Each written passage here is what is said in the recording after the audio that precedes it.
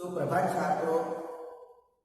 कक्षा 7 की व्याकरण की पुस्तक सरस्वती में और मेरा व्याकरण में से एकाएक संधि के पहले और दूसरे वीडियो में हमने संधि का अर्थ, संधि की परिभाषा, संधि विच्छेद का अर्थ और परिभाषा, संधि के भेद में हमने एक स्वर संधि, दो व्यंजन संधि, एक विसर्ग संधि नाम का उल्लेख किया था।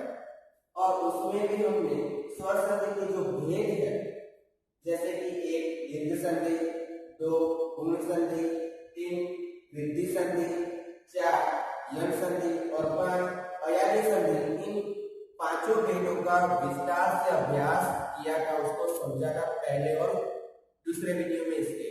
अब आज हम एकाएक संधि जो संधि के दो भेद है, व्यंजन संधि और विसर्ग संधि, यानी व्यंजन संधि और विसर्ग संधि को विस्तार से समझेंगे, उसका विस्तार से अभ्यास करेंगे।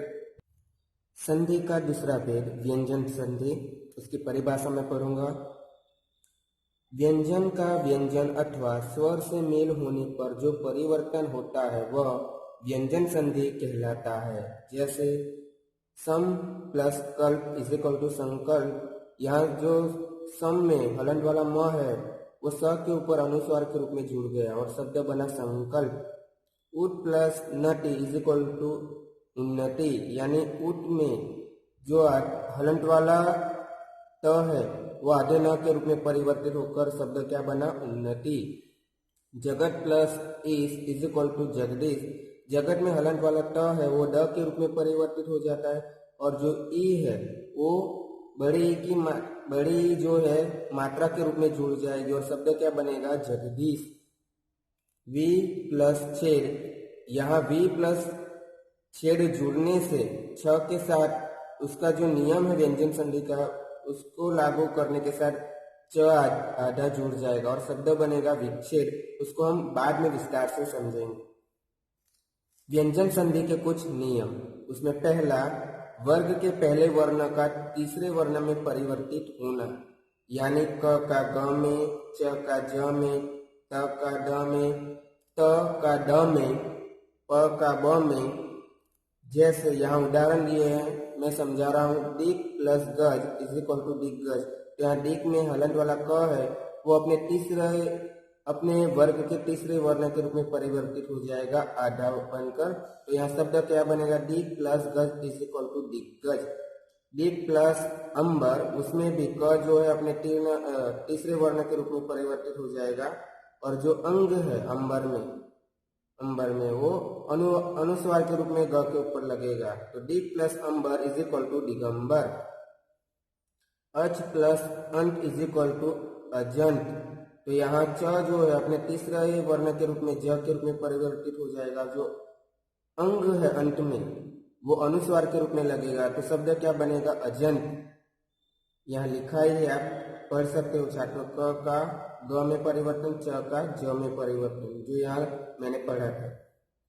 सत प्लस आनंद इज इक्वल टू सदानंद। तो सत का तीसरा वर्ण है डमरू का ड और जो आ है आ की मात्रा में परिवर्तित हो जाएगा और शब्द क्या बनेगा, सदानंद। सत प्लस दर्शन इज इक्वल टू सदर्शन। जगत प्लस इज इक्वल टू जगदीश, जो पहले मैंने यहाँ बताया था। और जगत का जो त है वो अपने तीसरे वर्ण के रूप में ड के रूप में परिवर्तित हो जाएगा और जो ई है वो बड़ी की मात्रा के रूप में लगेगी ड के ऊपर और शब्द बनेगा जगत प्लस इज इक्वल टू जगदीश। उट प्लस योग, यहाँ तलवार का ट है अपने तीसरे वर्ण ड के रूप में, दल का ड है उसके रूप में परिवर्तित हो जाएगा। तो उट प्लस योग इज इक्वल टू उद्योग हो जाएगा। कम प्लस अंड, तो प है जो अपने तीसरे वर्ण के रूप में परिवर्तित हो जाएगा तो ब बन जाएगा और जो अंग है वो अनुस्वार के रूप में इसके ऊपर लगेगा। तो कप प्लस अंड इज इक्वल टू कबंध हो जाएगा। और यहाँ लिखा भी है ट का ड में परिवर्तन और प का ब में परिवर्तन। दूसरा नियम,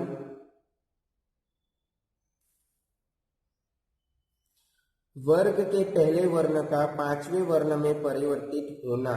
जैसे कि क का अंग में, च का यम में, त का अण में, त का न में, प का म में। जैसे उदाहरण यहाँ कुछ दिए है, वाक प्लस मय इज इक्वल टू वांग्मय, यानी क का अपने पंचमा अक्षर जो अंग है उसमें परिवर्तित हो गया और शब्द बना वांग्मय, क का अंग में परिवर्तित। सत प्लस मास, यहाँ ट जो है टमाटर का वो अपने पंचमा अक्षर जो है अण में परिवर्तित हो जाएगा और शब्द क्या बनेगा, सत प्लस मास इज इक्वल टू सन्मास। उद प्लस नटी, उससे क्या शब्द बना, उन्नति। तो जो ट है हलंत वाला वो अपने पंचमा अक्षर के रूप में परिवर्तित हो जाएगा और आधा न बन के जुड़कर क्या शब्द बनेगा, उद प्लस नटी इज इक्वल टू उन्नति। यहाँ लिखा है त का न में परिवर्तन, जो यहाँ हमने ऊपर यहाँ पढ़ा था, जगदीश का यहाँ पढ़ा और उन्नति का यहाँ, उन्नति का यहाँ।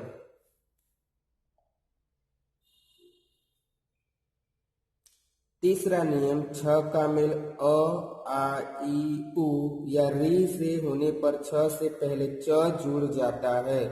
जैसे संधि प्लस छेद, यहाँ छेद में आधा च जुड़ जाएगा। छ का मेल अ, आ, ई, उ या री से होने पर यानी संधि में जुड़ने से क्या होगा, भी में छोटी की मात्रा है तो उसके साथ छ का जो है, जो छ है उसके साथ मेल होता है, जुड़ता है, तो किस में परिवर्तित हो, उसके साथ क्या जुड़ जाएगा, छ के साथ च। तो यहाँ संधि प्लस छेद इज इक्वल टू संधि छेद, संधि प्लस छेद में च जुड़ने से ऐसा शब्द बना है, संधि छेद। इसी तरह स्व प्लस छंद, उसमें भी यहाँ हम देख सकते हैं अ का उच्चारण है और छ के साथ मेल होने से क्या उसके साथ जुड़ेगा च, तो शब्द क्या बनेगा, स्व प्लस छंद इज इक्वल टू स्वच्छंद। वी प्लस छेद इज इक्वल टू विच्छेद। हमने पहले जब व्यंजन की परिभाषा, व्यंजन संधि की परिभाषा पढ़ी तब उसको पढ़ा था, तो यहाँ च जुड़ता है इस नियम के मुताबिक कि वी प्लस छेद इज इक्वल टू विच्छेद। तो छ के साथ वी में छोटी की मात्रा, इसलिए यहाँ च जुड़ा है और विच्छेद शब्द बना है।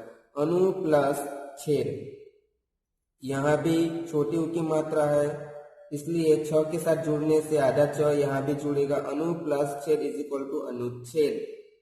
चौथा नियम, री, र या स के बाद दूसरे शब्द में यदि न आए तो वह अण बन जाता है। जैसे परि प्लस नाम इज इक्वल टू परिणाम, इसमें परि में र है और दूसरे शब्द में पहला वर्ण क्या है, न, ना, न है, यहाँ र है, तो यहाँ क्या र के बाद न आ रहा है इसलिए किसमें परिवर्तित हो जाएगा, न अण में। तो परि प्लस नाम इज इक्वल टू परिणाम बनेगा। यहाँ भूष प्लस न इज इक्वल टू भूषण, यहाँ स है और यहाँ न है तो उसका क्या परिवर्तन हुआ, न अण में बदल गया, तो शब्द क्या बना, भूष प्लस न इज इक्वल टू भूषण। पांचवा नियम, यदि पहले शब्द के अंत में तलवार का ट हलंत वाला आए तो दूसरे शब्द के आरंभ में च, छ, ज, त, ड तथा ल आए तो हलंत वाला त क्रमशः च, छ, ज, त, ड तथा ल में बदल जाता है। परंतु त के बाद यदि स हो, सनाई का स हलंत वाला, तो त च में तथा स छ में बदल जाता है। इसी प्रकार त के बाद ह हो तो त ड में और ह ढ में बदल जाता है। जैसे उदाहरण यहाँ दिए हैं, उत प्लस चारण, यहाँ ट जो है वो च के रूप में त के बाद च आया है तो जो हलंत वाला ट है वो च के रूप में परिवर्तित हो जाता है, त का च में परिवर्तन। तो उत प्लस चारण इज इक्वल टू उच्चारण। तट प्लस छाया इज इक्वल टू तत्छाया, तो त का च में परिवर्तन, तच्छ छाया। उत प्लस ज्वल, यह त का ज में परिवर्तन, तो उत प्लस ज्वल का क्या शब्द बनेगा, उज्ज्वल। तट प्लस टीका, यहाँ तलवार का त का टमाटर के त रूप में परिवर्तन होता है, ट के रूप में। तो तट प्लस टिका इज इक्वल टू तट टिक्का होगा। उत प्लस दयन, तो हलंत वाला त जो है वो द के रूप में परिवर्तित हो जाता है। तो शब्द क्या बनेगा? उत प्लस दयन उदयन। तट प्लस लिन, तो यहाँ त हलंत वाला आधे ल के रूप में परिवर्तित हो जाएगा और शब्द क्या बनेगा? तट प्लस लिन इज इक्वल टू तल्लीन। तट का ल में परिवर्तन। यहाँ जो बाद में पढ़ा था त का च में और स का छ में, वो यहाँ एग्जाम्पल लाया है उत प्लस श्वास। तो यहाँ जो त है वो च के रूप में परिवर्तित हो जाएगा और जो स है हलंत वाला आधा है तो हलंत वाला ही गिनना चाहिए, इसलिए वो पहला च में और दूसरा छ में परिवर्तित हो जाता है। यहाँ लिखा है त का च और स का छ में परिवर्तन। तो उत प्लस श्वास, तो शब्द क्या बनेगा? उच्छ्वास। उत प्लस हरण, यहाँ उत में त है और हरण में ह है, तो त का ड और ह का ध बनेगा, वो बाद में हमने यहाँ पढ़ा था। तो उत प्लस हरण इज इक्वल टू उद्धरण। संधि का तीसरा भेद विसर्ग संधि, उसकी परिभाषा मैं पढ़ रहा हूँ, छात्रों आपके समक्ष ध्यान से सुनिएगा। विसर्ग का किसी स्वर या व्यंजन से मेल होने पर जो विकार यानी परिवर्तन उत्पन्न होता है वह विसर्ग संधि कहलाता है। जैसे यहाँ विसर्ग का ओ हो जाता है, तो यशः प्लस गानः, तो यहाँ जो विसर्ग है दो बिंदु वो ओ में परिवर्तित हो जाता है। तो यशः प्लस गानः इज इक्वल टू यशोगान। मनः प्लस हर, तो यहाँ भी क्या हो जाएगा? मनोहर। मनः, यहाँ दो बिंदु जो है विसर्ग वो ओ की मात्रा में परिवर्तित हो जाएगा। तो मनः plus Rath is equal to मनोरथ। मनः प्लस ज, तो मनोज।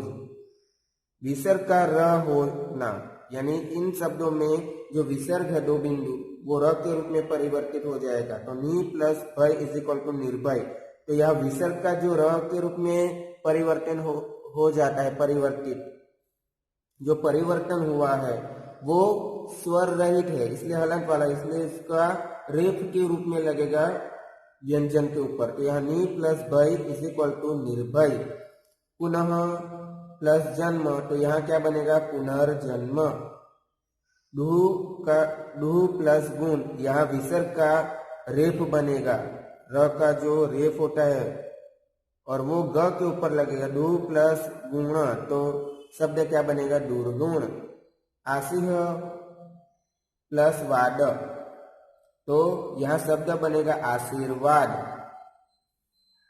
विसर्ग का सह होना, सहनाई का स है उसमें परिवर्तित होना। नी प्लस चल, तो यहाँ विसर्ग जो लगा है वो किसमें परिवर्तित हो जाएगा? सहनाई के स में, और शब्द क्या बनेगा? नी प्लस चल इज इक्वल टू निश्चल। निश्चल। धू प्लस चरित्र, तो यहाँ शब्द क्या बनेगा? दुष्चरित्र। निहि प्लस चय, तो यहाँ शब्द क्या बनेगा? निश्चय। दु प्लस शासन, तो दुशासन। विसर्ग का स होना, निहि प्लस संतान, तो यहाँ शब्द क्या बनेगा? निहि संतान। निहि प्लस संकोच, निसंकोच। तो हम देख सकते हैं विसर्ग का स के रूप में परिवर्तन होकर यहाँ भी आधे स के रूप में जुड़ा है और यहाँ भी आधे स के रूप में। उसी तरह यहाँ नी प्लस तेज इज इक्वल टू निस्तेज, तो विसर्ग स के रूप में परिवर्तित हो जाता है। नमः प्लस ते, तो नमस्ते, तो हमें ध्यान में रखना है जब ऐसा शब्द पूछा जाए और कहा जाए कि इसका संधि विच्छेद कीजिए, तो आपको यहाँ नमस्ते का क्या करना है? नमः प्लस ते करना होगा, और निस्तेज में क्या करना पड़ेगा? नी प्लस तेज। विसर्ग का षटकोण का स होना, विसर्ग का स होना। डू प्लस कर, तो यहाँ शब्द क्या बनेगा? हलंत वाला स विसर्ग बन जाएगा तो दुष्कर शब्द बनेगा। दु प्लस कर इज इक्वल टू दुष्कर। इस तरह नि प्लस काम, तो यहाँ शब्द क्या बनेगा? निष्काम। दुहु प्लस कर्म, तो यहाँ क्या बनेगा? दुष्कर्म। नि प्लस पाप, तो इस शब्द क्या बनेगा? निष्पाप। अब आगे दूसरी बात समझना जरूरी है। विसर्ग का लोप होना, विसर्ग का र से मेल होने पर विसर्ग का लोप हो जाता है। विसर्ग का र से मेल होता है तो क्या होता है? विसर्ग का लोप हो जाता है, मतलब वो अदृश्य हो जाता है। और विसर्ग के पहले का स्वर दीर्घ हो जाता है। मतलब यहाँ देखा जाए तो नी में विसर्ग है और रोग में र है, तो र से मेल होता है तो जो विसर्ग है वो लोप हो जाता है, लेकिन वो आगे का जो स्वर है वो क्या बन जाता है? दीर्घ। तो यह शब्द क्या बनेगा? नी प्लस रोग इज इक्वल टू निरोग। नी प्लस रस, तो इसमें भी विसर्ग क्या हो जाएगा?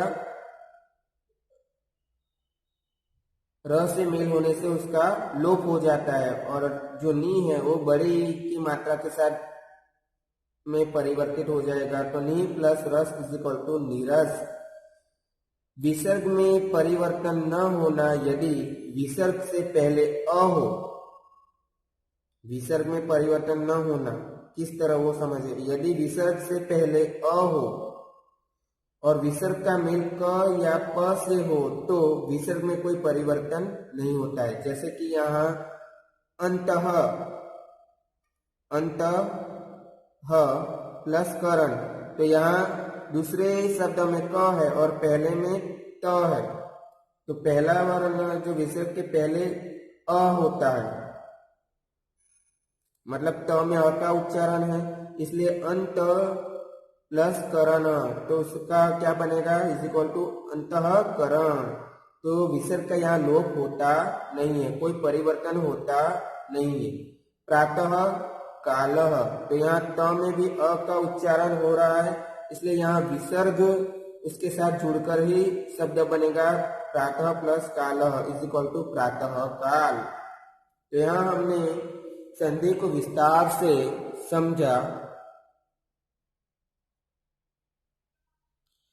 छात्रों, यहाँ मैंने आपको विसर्ग के बारे में स्वर संधि, विसर्ग संधि, व्यंजन संधि को विस्तार से तीनों वीडियो में समझाया। मैं आशा रखता हूँ कि आपने तीनों वीडियो में इन सभी संधियों और उसके भेद को समझा होगा, उसके नियमों को समझा होगा।